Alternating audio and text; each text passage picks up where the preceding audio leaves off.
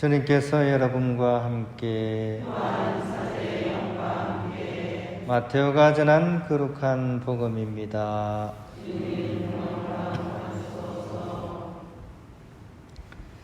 그때 예수님께서 군중에게 말씀하셨다.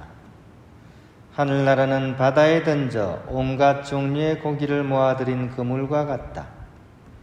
그물이 가득 찾아 사람들이 그것을 물가로 끌어올려 놓고 앉아서 좋은 것들은 그릇에 담고 나쁜 것들은 밖으로 던져버렸다. 세상 종말에도 그렇게 될 것이다.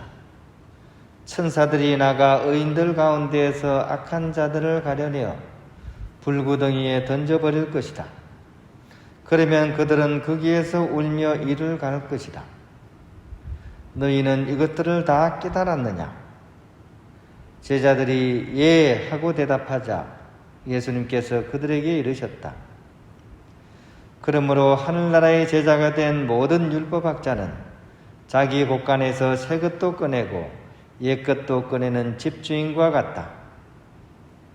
예수님께서는 이 비유들을 다 말씀하시고 나서 그곳을 떠나셨다. 주님의 말씀입니다. 평화를 빕니다. 오늘도 굉장히 날씨가 더웠는데 이렇게 낮 동안 이렇게 일하시고 또 근무하신다고 고생이 많으셨죠. 오늘 이 미사를 통해서 또 이렇게 육적으로 영적으로 이렇게 회복하는 이런 좋은 시간 되셨으면 좋겠습니다. 저희 수도원 본원이 정동에 있습니다. 정동 수도원에 이제 가면 그게 단가방이라는 게 있습니다. 이게 뭐냐면 이제 옛날 용어 같아요. 그냥 물품 창고 이렇게 보면 될 것 같아요. 형제들이 이제 쓰던 물건이나 그러면 또 이런 것들을 이제 놓아두고 하는 곳이 이제 단가방이라고 부르는데 여기에 우리 형제들의 짐박스가 꽤나 많이 있습니다. 선교사로 떠나는 형제들의 이제 남은 짐들, 선교사로 가면 많이 못 갖고 가잖아요. 그러니까 본인이 쓰던 짐들을 이제 여기 남겨놓고 가기도 하고, 또 유학을 떠나는 형제들도 뭐 이렇게 많이 갖고 갈 수 없잖아요. 그래서 짐을 이 단가방에다 주로 풀려놓고 갑니다. 가끔은 짐이 너무 많이 쌓이면 공간이 없다 보니까 짐 정리를 가끔 해야 됩니다. 근데 주인이 없으니까 처분을 못 하는 거죠. 그래서 단가 형제는 그 형제가 휴가 왔을 때 주로 묻습니다. 이 형제 짐이 이렇게 있는데 어떻게 했으면 좋겠냐. 이래 문의를 이제 하기도 하죠. 아니면 이제 아무튼 이제 형제들이 그 대답을 듣고 여러 가지 얘기를 하게 되는데 이 단가를 맡은 형제가 제일 좋아하는 사람은 어떤 사람일까요? 어떤 형제를 제일 좋아할까요? 이렇게 얘기하는 형제를 제일 좋아합니다. 형제님, 미안한데요. 알아서 좀 버려주세요. 이렇게 얘기하는 형제입니다. 물건의 소중함을 모르거나 또 지난 시절의 그런 추억이 담긴 그런 물품을 가볍게 여기는 형제일 수도 있어요. 하지만 그게 아닐 수도 있어요. 지혜로운 형제일 수도 있는 거죠. 왜냐하면 간직할 것과 버릴 것을 식별할 수 있는 형제이기 때문입니다. 물건이란 게 그죠? 좀 쓰다 보면 정이 들고 그죠? 그러다 보면 그걸 이제 버리기가 아까우니까 이제 다 모으기에 그게 나쁜 게 아니죠, 그죠? 나쁜 건 아닌데 정작 그렇게 해가지고 또 입냐 하면 또 잘 안 입어요, 그죠? 또 책이라도 그렇게 해서 보냐 하면 또 거의 안 봅니다, 그죠? 다음 이사 갈 때 그대로 한 번도 안 펼치고 또 그대로 갖고 가는 거죠. 이게 이제 어떻게 보면 간직할 것과 가릴 것을 잘 못하게 되면 삶이 무거워지는 거죠, 그죠? 오늘 이 복음은 바로 그물의 비유를 통해서 좋은 것은 그릇에 담도록 하고 불필요한 것은 버릴 것을 우리에게 촉구하고 있습니다. 그리고 어떻게 보면 종말 때 심판을 우리에게 얘기하는 그런 내용도 사실은 살포시 담겨져 있습니다. 우리 삶을 그죠?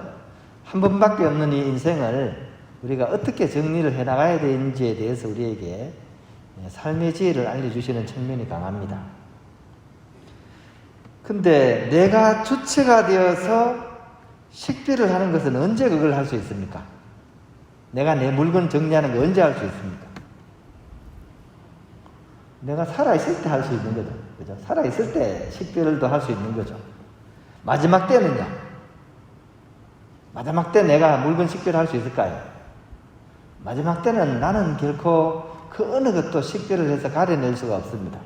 그때에는 주님께서 우리를 심판하신다는 내용이 우리에게 있어서는 굉장히 중요한 이야기입니다. 이것을 우리가 결코 잊지 말아봐야 된다는 거죠.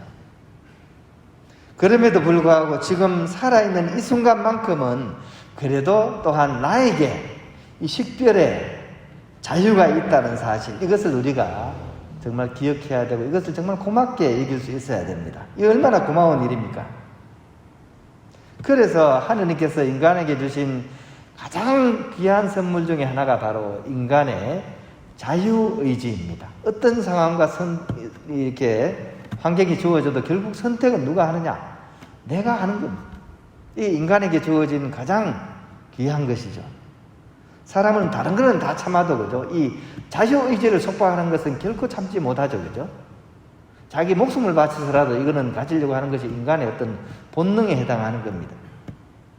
근데 이제 이 자유의지를 어떻게 쓰는 것이냐 하는 것이 이제 우리에게 있어서는 늘 삶의 딜레마죠. 무엇을 선택해야 되는가? 어떻게 선택을 해야 되는가? 이것에 대해서 아시시 성 프란치스코는 굉장히 탁월한 그런 선택의 기준을 당신의 영적인 권고 2번을 통해 가지고 우리에게 자세하게 설명을 해 주셨습니다. 그러니까 제자들과 동료들에게 이렇게 영적인 권고를 이렇게 28개 정도 줬는데, 뭐 우선순위가 따로 있는 건 아니지만 주로 앞부분에 있는 게 굉장히 중요한 것들이거든요. 그것도 두 번째 해당하는 게 바로 이 자유의지에 대한 부분입니다. 선악과 사건을 통해서 성 프란치스코는 풀어냅니다. 우리가 선악과를 따먹는 거 있잖아요, 그죠? 이 사건을 그냥 사과 따먹었다 이게 아니고 인간에게 주어진 그 자유의지를 우리가 어떻게 사용하는가에 대한 겁니다. 보기에도 좋은 거고 먹음직스럽고, 그죠? 선조인 아담은 어떻게 했습니까? 이걸 따가지고 자기 입에다 넣어버렸죠. 이게 자유의지를 자기 욕심을 위해서 사용한 경우입니다. 성 프란치스코는 바로 이 부분을 강조하면서 그 좋은 선을 어떻게, 온전한 선, 완전한 선, 충만한 선이신 하느님께 돌려드리는 종은 복됩니다 라고 얘기를 했습니다. 눈에 보기에 좋은 이 좋은 것을 어떻게 원래 주인이신 하느님께 돌려드리는 사람, 그 사람이 자신에게 주어진 자유의지를 가장 잘 사용한 사람이 되는 거죠. 이 인간의 어떤 마지막 순간을 통찰해버린, 꿰뚫어버린 이 성 프란치스코의 이런 해안이 굉장히 놀랍다고 저는 생각이 듭니다.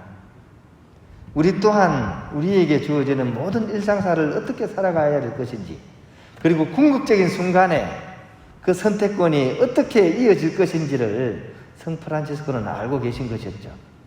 우리 또한 그런 삶의 습관을 들어가면 좋겠습니다. 나에게 주어진 모든 좋은 것들을 원래 주인이신 하느님께 돌려드릴 수 있는 사람, 이 사람은 결국 오늘 복음에 나오는 것처럼 그죠, 이 보물을 이렇게 담고 불필요한 것을 버릴 수 있는 그런 지혜로운 인생을 살아가게 될 것입니다. 오늘 복음을 우리가 다시 한번 읽어보고 묵상하면서 오늘 남은 시간 한번 각자의 인생 사용 설명서를 한번 작성해 보면 좋겠다는 생각이 듭니다. 버킷리스트 그러죠, 그죠? 버킷리스트, 그죠? 내가 막 이거 하고 싶은데 못했는 것들 이거 막 이게 적어가지고 버리는 게 버킷리스트잖아요. 뭐 어디 가서 막 하와이 가서 막 이렇게 여행도 하고 뭐 못 타본 뭐를 타고 이걸 우리 못한 것을 이렇게 버킷리스트 넣었잖아요. 근데 오늘 복음은 반대입니다, 반대. 꼭 하고 픈 것의 리스트가 아니라 궁극적인 것을 위해서 우리가 정리해야 될 것이 무엇인가에 대한 리스트죠. 가장 중요한 것을 위해서 우리가 다른 것들은 약간 가지치기를 해야 됩니다. 가지치기를 제대로 안 하면 삶의 열매가 어떻습니까? 열리지 않죠. 열매가 열리지 않습니다. 가지치기를 못하면. 그런 의미에서 오늘 복음 말씀은 내 삶의 그런 가지치기, 어떤 것을 그릇에 담고 어떤 것을 밖으로 빼낼 것인지를 한번 깊이 있게 한번 성찰해보고 그것을 통해서 내 인생을, 남은 인생을 어떻게 사용할 것인지에 대해서 한번 생각해 보라는 그런 말씀으로 우리가 이렇게 묵상을 해보면 좋을 것 같습니다.